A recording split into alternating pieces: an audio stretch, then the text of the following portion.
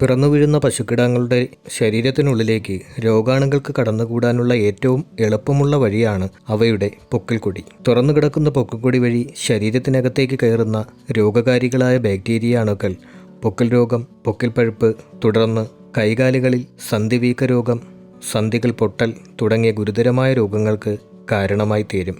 മതിയായ ചികിത്സകൾ ആരംഭത്തിൽ തന്നെ നൽകിയില്ല എങ്കിൽ അണുബാധ രക്തത്തിലേക്ക് പടരുകയും രോഗം മൂർച്ഛിക്കുകയും പശുക്കിടാക്കൾ അകാലത്തിൽ ചത്തുപോവുകയും ചെയ്യും. കിടാവിന് പനി, ഉന്മേഷക്കുറവ്, തളർച്ച, പാൽ കുടിക്കാതിരിക്കൽ, പൊക്കിൽ ദുർഗന്ധത്തോടുകൂടി വീർത്ത് പഴുത്തിരിക്കൽ തുടങ്ങിയവയാണ് ആരംഭ ലക്ഷണങ്ങൾ. പൊക്കിൾക്കൊടി പരിപാലനത്തിൽ വരുന്ന വീഴ്ച മൂലം പൊക്കിൽ പഴുപ്പ് രോഗത്തിൻ്റെ ലക്ഷണങ്ങൾ കണ്ടു തുടങ്ങിയാൽ ഉടൻ ചികിത്സ ലഭ്യമാക്കണം.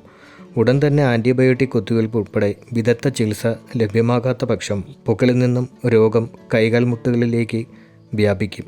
പൊക്കിളിനൊപ്പം കൈകാൽ സന്ധികളിലും വീക്കം വന്നു തുടങ്ങും. ഒടുവിൽ സന്ധികൾ പഴുത്തു പൊട്ടും. രോഗാണുക്കൾ ശരീരത്തിലെ മറ്റവയവങ്ങളിലേക്ക് വ്യാപിക്കുന്നതോടെ രോഗം ഗുരുതരമാവുകയും ഒടുവിൽ 1-2 ആഴ്ചയ്ക്കുള്ളിൽ മരണം സംഭവിക്കുകയും ചെയ്യാം. ചിലപ്പോൾ ആട്ടിൻകുഞ്ഞുങ്ങളിലും ഈ രോഗം കാണാറുണ്ട്. ജനിച്ച ഒരാഴ്ചയ്ക്കുള്ളിൽ കിടാക്കൾക്ക് വരുന്ന മിക്കവാറും രോഗങ്ങൾ 3-4 ദിവസത്തെ ചികിത്സയിലൂടെ മാറ്റാൻ സാധിക്കുമെങ്കിൽ സന്ധിവീക്കത്തിൻ്റെ കാര്യം വ്യത്യസ്തമാണ്. വീക്കം വന്ന ഭാഗത്ത് അയഡിൻ ലേപനം പുരട്ടൽ, മുട്ടകൾ വിങ്ങിപ്പൊട്ടുമ്പോൾ വ്രണങ്ങളിലെ പഴുപ്പ് നീക്കം ചെയ്യൽ, ആൻറ്റിബയോട്ടിക് ഉൾപ്പെടെ വളരെ അധികം ദിവസങ്ങൾ നീണ്ടു നിൽക്കുന്ന ചികിത്സ തന്നെ കിടാവിനെ രക്ഷിക്കാൻ വേണ്ടിവരും. ഇതെല്ലാം കർഷകർക്ക് ഏറെ പ്രയാസമുണ്ടാക്കുന്നതും സാമ്പത്തിക നഷ്ടത്തിനും സമയനഷ്ടത്തിനുമെല്ലാം ഇടയാക്കുന്നതുമാണ്. രോഗം ബാധിച്ച കിടാവിനെ മറ്റ് കിടാക്കളിൽ നിന്നും പ്രത്യേകം മാറ്റിയിടാനും മുറിവിലെ പഴുപ്പും മറ്റും തൊഴുത്തിൽ വീഴാതെയും ശ്രദ്ധിക്കണം. ഈ രോഗത്തിൽ നിന്ന് രക്ഷപ്പെട്ട കിടാക്കളിൽ അതിൻ്റെ ജീവിതകാലം മുഴുവൻ മുട്ടിന് വളവും മുടന്തും വളർച്ച മുരടിപ്പും സാധാരണമാണ്. രോഗം തടയുന്നതിനായി ജനിച്ചയുടൻ കിടാക്കളുടെ പൊക്കിൾക്കൊടിയുടെ ഭാഗം നേർപ്പിച്ച പൊട്ടാസ്യം പെർമാംഗനേറ്റ് ലായനിയിട്ട് കഴുകി ടിഞ്ചർ അല്ലെങ്കിൽ പോവിഡോനൈഡിൻ ലായനിയിൽ മുക്കി അണുവിമുക്തമാക്കണം. പ്രസവമുറി വൈക്കോൽ വിരിച്ച് ഈർപ്പരഹിതവും ശുചിത്വമുള്ളതാക്കേണ്ടതും പ്രധാനമാണ്. കിടാക്കളുടെ ശരീരത്തിൽ നിന്ന് പൊക്കിൾക്കൊടി പൂർണ്ണമായി വേർപെട്ടില്ലെങ്കിൽ പൊക്കിളിന് 1 ഇഞ്ച് താഴെ ടിഞ്ചർ ലായനിയിൽ മുക്കിയ ഒരു ചരട് ഉപയോഗിച്ച് കെട്ടണം. ശേഷം ബാക്കി ഭാഗം കെട്ടിന് ചുവടെ 1/2 ഇഞ്ച് മാറി അണുവിമുക്തമാക്കിയ കത്രികയോ ബ്ലേഡോ ഉപയോഗിച്ച് മുറിച്ചു മാറ്റണം.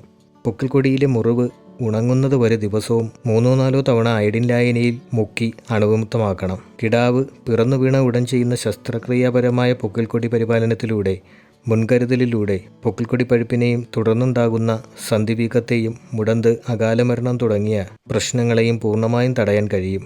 എന്നാൽ പൊക്കിൾക്കൊടി പരിപാലനത്തിൽ വരുന്ന വിട്ടുവീഴ്ചയ്ക്ക് നൽകേണ്ടി വരുന്ന വില വലുതായിരിക്കും. കിടാവിൻ്റെ ആരോഗ്യ പരിപാലനത്തിന് അനിവാര്യമാണ് കന്നിപ്പാൽ. കിടാവിൻ്റെ ആരോഗ്യ ജീവിതത്തിനുള്ള പാസ്പോർട്ട് എന്നാണ് കന്നിപ്പാൽ അറിയപ്പെടുന്നത് തന്നെ. ഗർഭാവസ്ഥയിൽ തള്ളപ്പശുവിൽ നിന്ന് കിടാക്കളിലേക്ക് യാതൊരു പ്രതിരോധ പ്രോട്ടീനുകളുടെയും കൈമാറ്റം നടക്കില്ല. അയവെട്ടുന്ന മൃഗങ്ങളിൽ കുഞ്ഞുങ്ങളിലേക്ക് പ്രതിരോധ ഘടകങ്ങളുടെ കൈമാറ്റം നടക്കുന്നത് കന്നിപ്പാലിലൂടെ മാത്രമാണ്. നാഭിപ്പഴുപ്പ്, സന്ധിവീക്കം ഉൾപ്പെടെ പശുക്കളെ ബാധിക്കുന്ന രോഗങ്ങളെ തടയാനുള്ള പ്രതിരോധമാണ് കന്നിപ്പാൽ. ജനിച്ച ആദ്യ 3 മണിക്കൂറിനുള്ളിൽ തന്നെ ശരീരതൂക്കത്തിൻ്റെ 10% എന്ന അളവിൽ കന്നിപ്പാൽ കിടാവിന് ഉറപ്പാക്കാൻ ശ്രമിക്കണം. ഉദാഹരണത്തിന് 30 കിലോ ശരീരതൂക്കവുമായി ജനിക്കുന്ന കിടാവിന് ഏറ്റവും ചുരുങ്ങിയത് 3 ലിറ്റർ കന്നിപ്പാൽ ആദ്യ 2-3 മണിക്കൂറിൽ നൽകണം. ഈ അളവ് കന്നിപ്പാലിൻ്റെ ആദ്യ ഗഡു പ്രസവിച്ച 1/2 മണിക്കൂറിനുള്ളിൽ തന്നെ ഉറപ്പാക്കണം. അമ്മപ്പശുവിൽ നിന്ന് കന്നിപ്പാൽ കുടിക്കാൻ കിടാങ്ങളെ പരമാവധി പ്രേരിപ്പിക്കുകയും പ്രോത്സാഹിപ്പിക്കുകയും ചെയ്യാം. അല്ലെങ്കിൽ ആവശ്യമായ കന്നിപ്പാൽ കറന്നെടുത്ത് ഒരു മിൽക്ക് ഫീഡിംഗ് ബോട്ടിലിൽ നിറച്ച് കിടാങ്ങൾക്ക് നൽകാം. കിടാവ് കന്നിപ്പാൽ നുണയുന്നതിന് മുമ്പായി പശുവിൻ്റെ അകിടിൽ പൊട്ടാസ്യം പെർമാംഗനേറ്റ് ലായനി ഉപയോഗിച്ച് കഴുകി വൃത്തിയാക്കുകയും ഓരോ കാമ്പിലും കെട്ടിനിൽക്കുന്ന പാലിൽ നിന്ന് അല്പം കറന്ന് ഒഴിവാക്കുകയും ചെയ്യണം.